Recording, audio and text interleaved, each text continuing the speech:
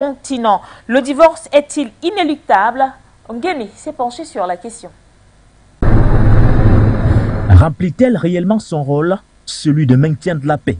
Pour le moment, tout laisse croire que non.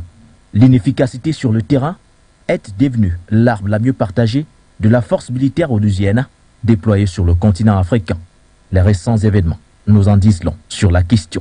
Tout d'abord au Mali, avec la suspension des rotations des contingents militaires et policiers de la MINUSMA, une décision rendue publique le 14 juillet 2022, suivie de l'expulsion d'Olivier Salgado, représentant la force onusienne au Mali. Autant de décisions compréhensibles.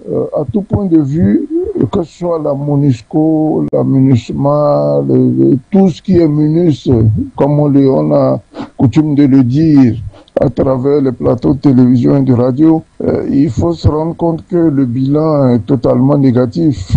Négatif à tout point de vue, du point de vue politique, à ramener les acteurs politiques du pays dans lequel ils interviennent. C'est pas le cas de la MINUSMA, ces organisations que je juge d'organisations fêtières. Elles sont plutôt là à inculquer la division, le désordre, le bordel. Et voilà, nous nous retrouvons avec des pays complètement déchirés politiquement. Un bilan à tout point de vue négatif. Voilà en quoi se résume la présence de la force militaire onusienne en Afrique. Outre le Mali, les missions de l'ONU en République démocratique du Congo et en République centrafricaine font également l'objet de vives critiques, sans toutefois vouloir parler du Soudan du Sud et du Sahara occidental. Loin d'être un véritable atout, la force onusienne est plutôt un outil de déstabilisation spécialisé dans le pillage des ressources naturelles au profit de ceux qui tirent les ficelles. Allons du côté de la MONUSCO au Congo. Allez voir, c'est un chaos total. C'est un échec cuisant. À nul autre pareil. L'ONU a échoué sur tous les points. Tous les points. C'est une armée d'occupation.